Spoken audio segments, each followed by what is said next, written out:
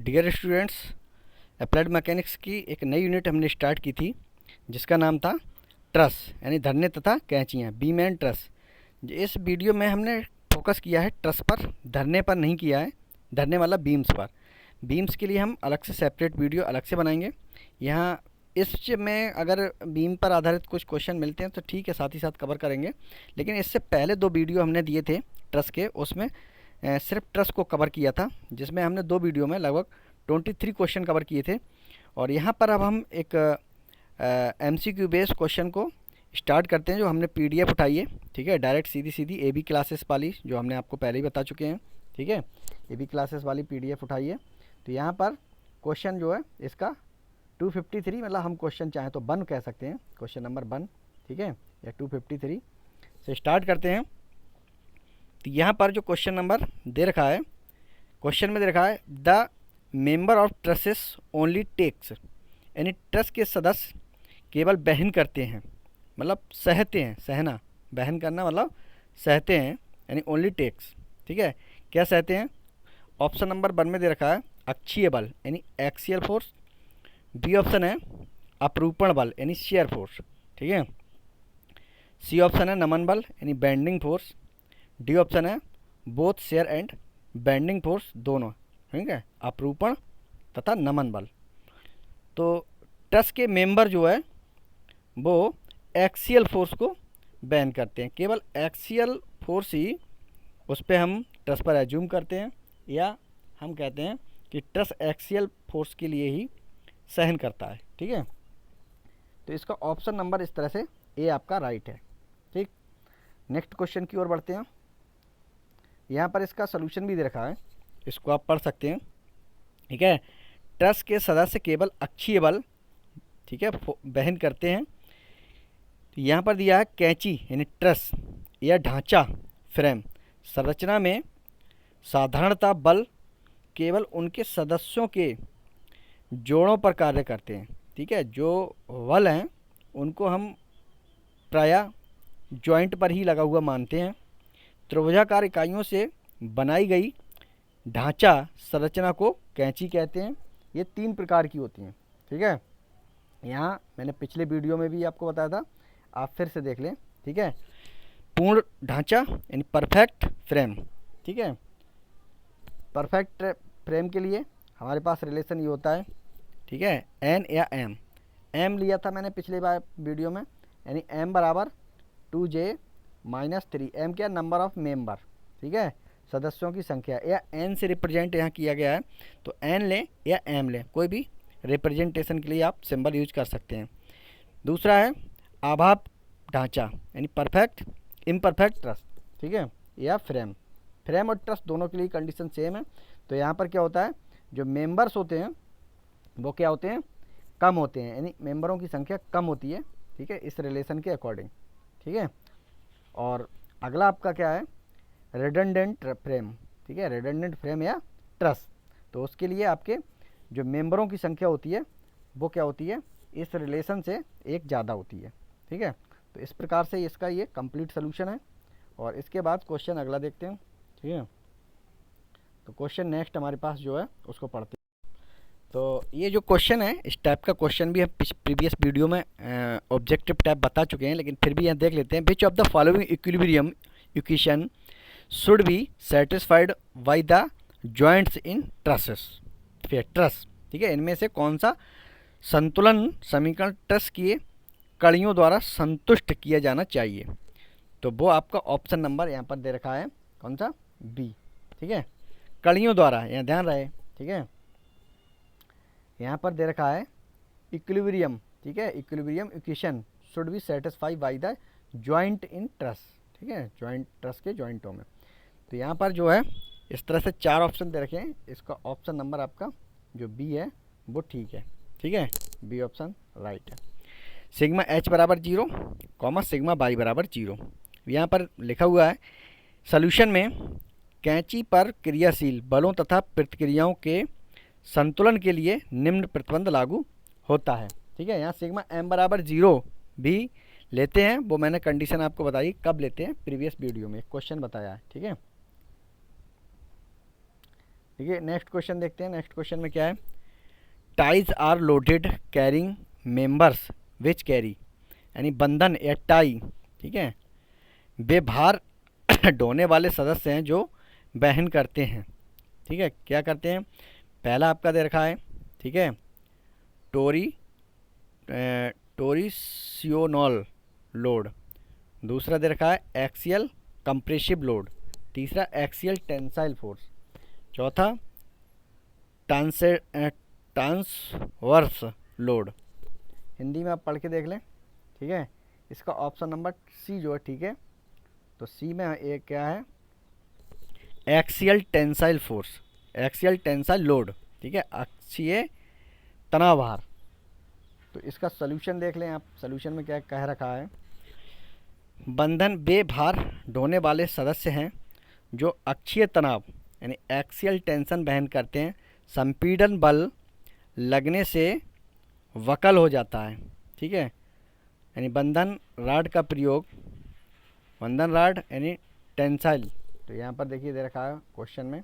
ठीक है, load carrying member which carry, ठीक है, टाइज, टाइज मतलब टाई, तान चढ़, जिसमें तनाव बल लगता है, उसको कहा गया है। ठीक है, बंधन यानी टाई राड, ठीक है, टाई रॉड का प्रयोग कॉमा साइकिल की तीली, कॉमा स्टीमरिंग मैकेनिज्म में, ठीक है, steel structure, bridge, truck, tower एवं क्रेन में। तो यहाँ ये टाई मेंबर का यूज होता है।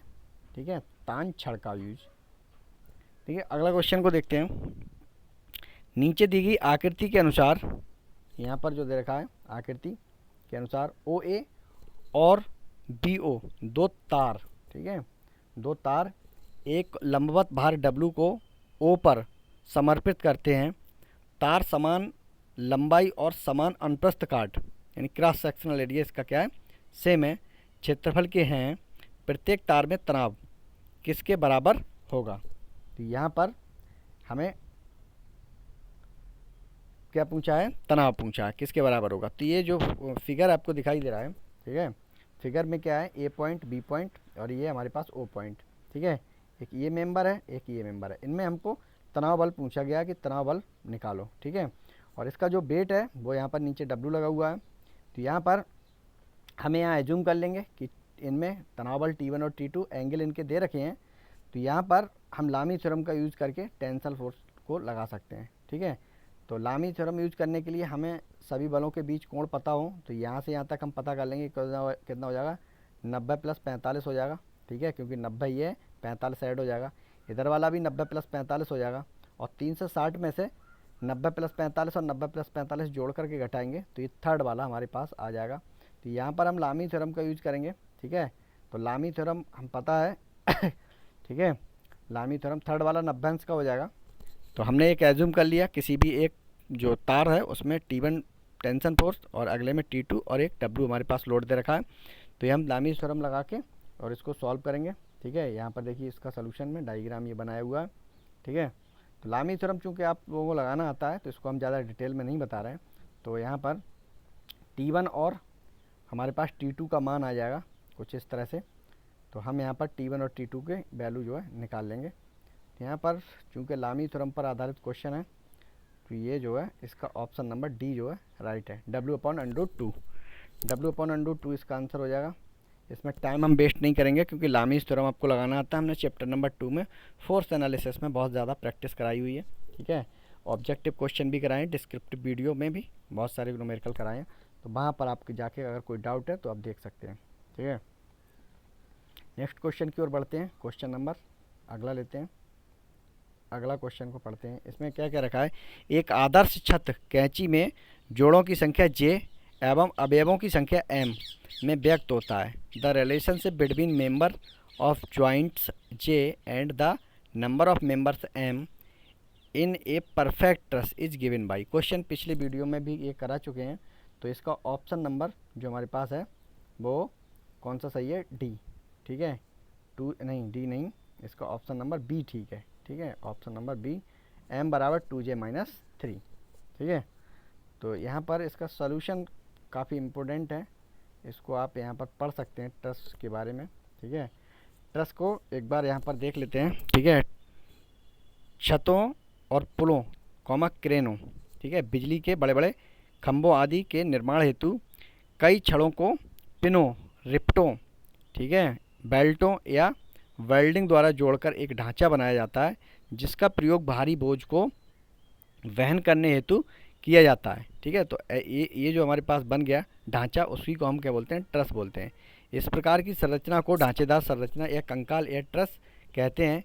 ये निम्न प्रकार की होती हैं, ठीक है, जो कि पिछले क्वेश्चन में भी डिफाइन किया था। परफेक्ट फ्रेम, जिसको बोलते हैं m बराबर 2j-3, m या n बराबर ले रखा है, नो प्रॉब्लम, कोई दिक्कत नहीं है, ठीक है। आभाप ट्रस के लिए ये होता है m, ठीक है, लेस देन, ठीक है, 2j-3, और अतिरिक्त ढांचा या ट्रस के लिए m या n बराबर, ठीक है, ग्रेटर देन 2j-3। तो यहाँ पर m अगर या n कहें तो सदस्यों की संख्या होती है, नंबर ऑफ मेंबर्स। j हमारे पास जोड़ों की संख्या होती है, नंबर ऑफ जॉइंट्स, ठीक है। पूर्ण ट्रस के लिए यहाँ पर डायग्राम में बढ़िया से बनाया गया है, आप इसे भी पढ़ के देख लें। जो ट्रसेस बाह्य बल या बोझ लगाने पर डहेना, ठीक है, या नहीं डहती हैं, कोलैप्स नहीं होती हैं और अपने आकार को सुरक्षित रख सकें, ऐसे पूर्ण ट्रस कहलाते हैं। जो कि आपको एग्जाम्पल यहाँ दिया हुआ है, इसको मैंने बता रखा है तो दोबारा नहीं बता रहा हूँ, ठीक है, यहाँ पर आप देख लें, ठीक है। यहाँ थोड़ा सा और बढ़ाया, m बराबर 2t+1, t क्या है, नंबर ऑफ ट्रायंगल्स। तो यहाँ नंबर ऑफ ट्रायंगल कितना है, 1 ट्रायंगल बना है, तो m बराबर 2t+1 से भी हम निकाल सकते हैं, ठीक है। मेंबर, तो ट्रायंगल 1 है तो मेंबर हमारे पास कितने आ जाएंगे, 3। इसको मैं थोड़ा सा बता दे रहा हूँ, ठीक है। ये जो हमारे पास अभी ये जो दे रखा है, ठीक है, इसमें ये जो फार्मूला है इसको कैसे यूज करेंगे, तो m बराबर क्या है 2, t क्या है, नंबर ऑफ ट्रायंगल, यहाँ पर ट्रायंगल 1 है, ठीक है, तो 2 एकम 2 और 1 3, मेंबर कितने आ गए, 3। तो 3 ही मेंबर यहाँ पर दिए हुए हैं, देख सकते हैं आप। मेंबर कितने हो जाएंगे, 1 2 3, 3 मेंबर हो जाएंगे, ठीक है। और यहाँ जॉइंट निकालने हैं तो j बराबर t+2। ये परफेक्ट ट्रस के लिए कंडीशन है, तो कोई ज़रूरी नहीं है कि आपसे ये वाली कंडीशन पूछे, ये भी पूछ सकता है, ये भी पूछ सकता है, ठीक है। इन्हें आप ध्यान रखें। तो j बराबर यहाँ पर, ठीक है, j बराबर क्या हो जाएगा, ट्रायंगल t 1 है +2, तो जॉइंट्स हमारे पास कितने आ जाएंगे, 3। तो 3 जॉइंट्स के लिए आप यहाँ पर देख लें, 3 जॉइंट्स आपके दिए हुए हैं, ठीक है। जोड़ देखिए लिखा है, जोड़ 1 जोड़ 2 जोड़ 3, यानी 3 जोड़ है हमारे पास, 1 2 और 3। तो ये कंडीशन सेटिस्फाई हो रही है, कंप्लीट ट्रस हमारे पास है, ठीक है। क्वेश्चन नंबर 258 को देखते हैं। इसमें क्या लिखा हुआ है, when the number of members n in a truss is more than 2j-3 where j is the number of joints, ठीक है, the frame is said to be. यानी जब ट्रस के मेंबरों की संख्या n 2j-3 से अधिक हो, ठीक है, 2j-3 से अधिक हो, अधिक वाली कंडीशन अभी बताई थी, जहाँ j क्या है, जोड़ों की संख्या, तो ऐसे फ्रेम को निम्न कहा जाता है, ठीक है। तो यहाँ पर पहला देखा परफेक्ट ट्रस, दूसरा imperfect truss, third deficiency truss, और फोर्थ हमारे पास देखा रेडिडेंट ट्रस। तो यही हमारे पास आंसर होएगा, रेडिडेंट ट्रस। तो इसका सॉल्यूशन एक बार फिर भी देख लीजिए, ठीक है। पूर्ण ट्रस के लिए परफेक्ट फ्रेम n बराबर क्या होता है, 2j-3। आभाप ट्रस के लिए n जो है लेस होता है 2j-3 से। अतिरिक्त ट्रस के लिए n ग्रेटर होता है 2j-3 के लिए, ठीक है। तो इसको हमने बहुत बढ़िया से कई बार इसको डिफाइन कर चुके हैं, इसको बार बार डिफाइन नहीं कर रहे हैं, ठीक है। नेक्स्ट क्वेश्चन जो है उसको 200, ये देख लीजिए, ये आपके काम का यहाँ पर नहीं है, ठीक है, काम का नहीं है, इसको छोड़ देते हैं। क्वेश्चन नेक्स्ट देखते हैं। देखिए नेक्स्ट क्वेश्चन है, a structure made up of several bars, ठीक है, रिपीटेड और welded together is known as.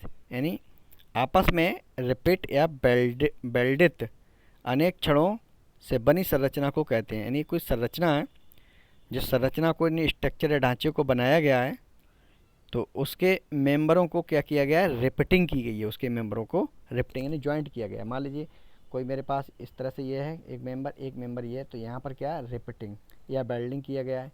एक ये जॉइंट हो गया, इसको क्या किया है रिपीटिंग, ठीक है। यहाँ पर क्या कर दिया रिपीटिंग। अब ये ट्रस है, ठीक है, यहाँ पर रिपीटिंग, इसको खड़ा कर दिया किसी भी सब सिंपली सपोर्टेड पे। तो ये कहा गया उसको क्या कहते हैं, है ना, ऐसी संरचना को क्या कहते हैं। तो इसका ऑप्शन नंबर जो है सी ठीक है, उसको क्या बोलते हैं फ्रेम। पहला स्ट्रक्ट, दूसरा स्तंभ, ठीक है, तीसरा फ्रेम और चौथा टाई। तो हमारे पास क्या हो जाएगा आंसर नंबर इसका सी ठीक हो जाएगा।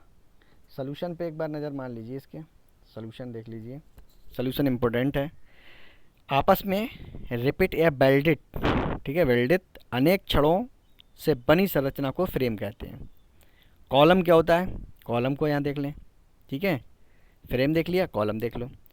किसी ढांचे या मशीन का वह ऊर्ध्व सदस्य वर्टिकल मेंबर जिस पर सदैव संपीड़न बल कार्य करता है कॉलम कहलाता है। कॉलम समझ में आया, ठीक है। अब देखते हैं स्ट्रक्ट, ठीक है, किसी ढांचे या मशीन का किसी भी स्थिति में वह सदस्य जिस पर सदैव संपीड़न बल कार्य करता है ठीक है, स्ट्रक्ट कहलाता है।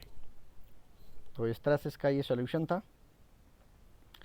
नेक्स्ट क्वेश्चन देखते हैं, नेक्स्ट क्वेश्चन में क्या कहा गया है। नेक्स्ट क्वेश्चन हमारे पास क्या है, मशीन के किसी अवयव को टस के रूप में बनाया जाता है जब उस पर डाला जाए। इंग्लिश में पढ़ते हैं, a machine part is designed as strut when it is subjected to, ठीक है। अब यहाँ पर जो ऑप्शन दे रखे हैं, पहला है अक्षीय तनन प्रतिबल, बी ऑप्शन है अक्षीय संपीड़न प्रतिबल, सी दे रखा है स्पर्श रेखीय बल, डी दे रखा है उपयुक्त में से कोई नहीं। तो यहाँ पर हमारा ऑप्शन नंबर बी ठीक है। स्ट्रक्ट पर हमेशा अक्षीय, ठीक है, संपीड़न बल कार्य करता है चाहे वह किसी भी स्थिति में हो। तो स्ट्रक्ट पर कैसा बल कार्य करता है, संपीड़न बल हमेशा कार्य करता है, ठीक है। तो ऑप्शन हमारा क्या हो जाएगा, बी जो है ठीक हो जाएगा। अगला क्वेश्चन देखते हैं। अगला क्वेश्चन है struct is defined as a, ठीक है। तो यह संपीड़न टेक को कैसे परिभाषित करते हैं। तो पहला दे रखा है संरचना का वह अवयव जो तनन भार का वहन करता है, यानी member of a structure which carries a tensile load. Option number B है member of structure which carries an axial compressive load, यानी संरचना का वह अवयव जो अक्षीय संपीड़न भार का वहन करता है। सी ऑप्शन दे रखा है vertical member of a structure which carries a tensile load, यानी संरचना का वह ऊर्ध्वाधर अवयव जो तनन भार का वहन करता है। डी ऑप्शन दे रखा है vertical member of structure which carries no load, इन संरचना का वह ऊर्ध्वाधर अवयव जो किसी भार का वहन नहीं करता।